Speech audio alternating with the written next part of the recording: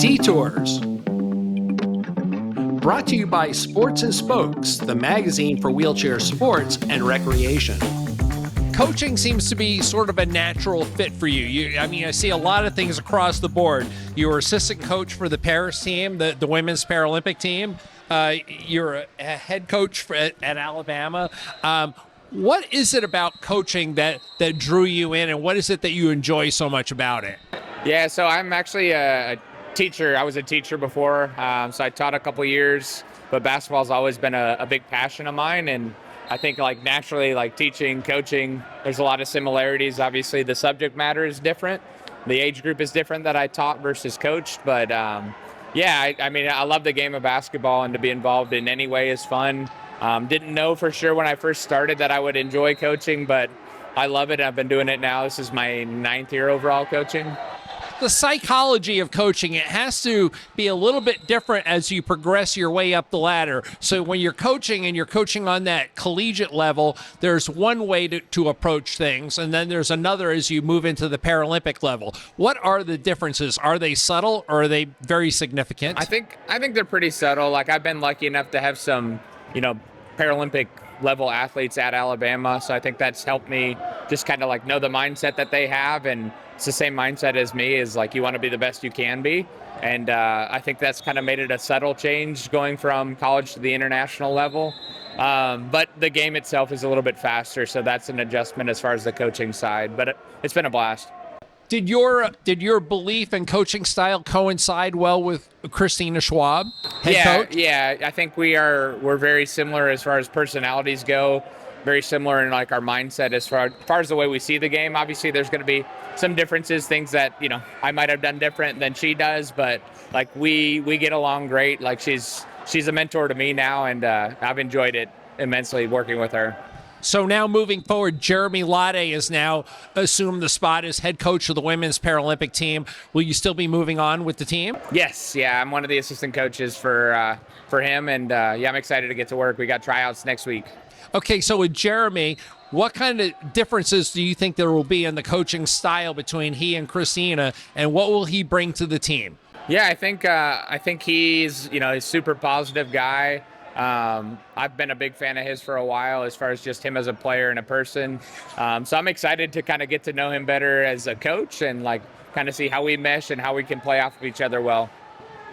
So you've been around the sport for a while. You know a lot of the players. You've seen a lot of the play. You know how the game is played.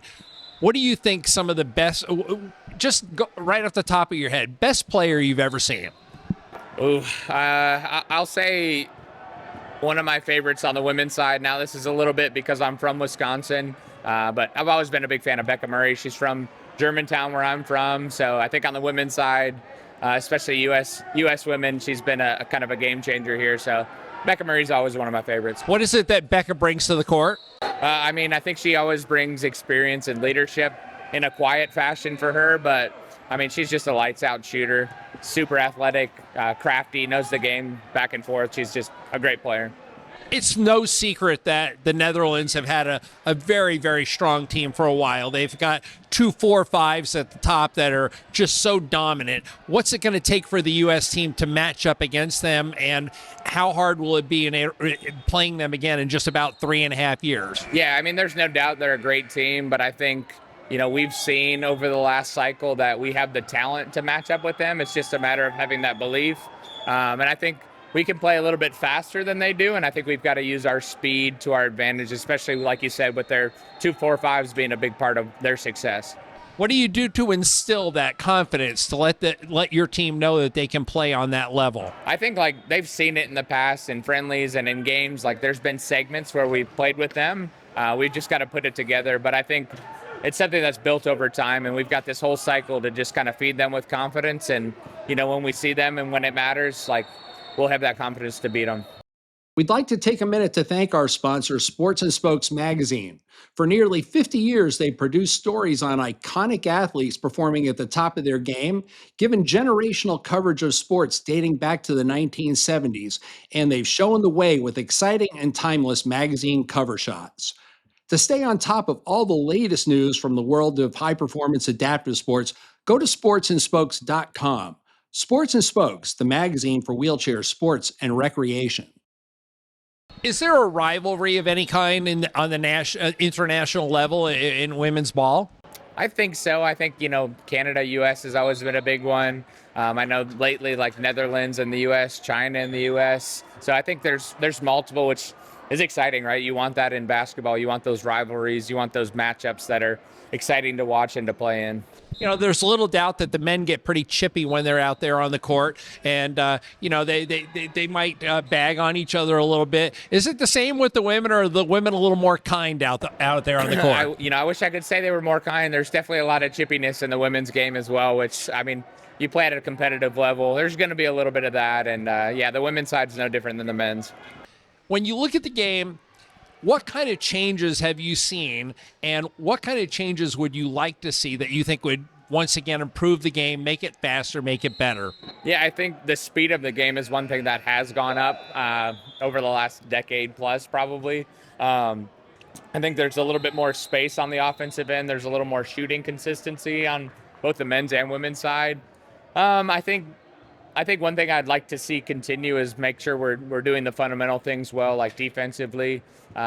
Seeing that on a juniors level, working its way on up to the international level, make sure that doesn't fall through the cracks. Like, you look at some high-level basketball, offense is such a big theme of things, just making sure that we're still fundamental on the defensive end. So I've heard one person say that one of the potential changes that they think would be beneficial would be to narrow the shooting clock from 30 to 24. Do you think that would be a positive aspect to the game? I think at certain levels, obviously it's that way internationally right now, which speeds the game up, which in some ways makes it a little more exciting. I think college would be able to do that eventually, like D1, maybe D2. I don't know if it's got a place like in juniors where it's a little more developmental still at that stage, but I think some leagues could definitely switch to it and still have success with it.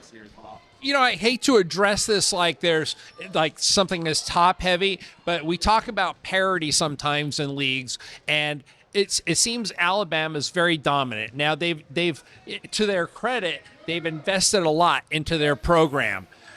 What's it going to take for those other programs to get up to that level? U of I, Texas, Whitewater. How do they start to come up and match up against Alabama when Alabama's got such a deep commitment and investment? Yeah, I think we've been lucky to have a lot of university support, especially that's increased over the last 10 years, I would say. But I think, it comes in waves too, right? I think Texas this year has beat us 3 times, so we've had some good battles. It's not like we're just, dominating everybody. But I think university support's probably the biggest thing. Have that from the university, and then it's going to spread its way down to the team as well. And we've been really lucky to have a supportive administration at Alabama. Yeah, if I had to look at one thing and say the U.S. really has going for it, it is a growing collegiate program. And this is more or less your farm club. This is where you're going to get your next level, your next generation of Paralympic players. Yeah, we have, especially on the women's side, just for, we develop a little bit earlier. So we've got some current college players that are playing on the international stage, and we've got some straight out of college, some even before they get to college. So it's definitely a developmental league, and it's feeding the international system, and that's really exciting to see this young talent on both the women's and men's side.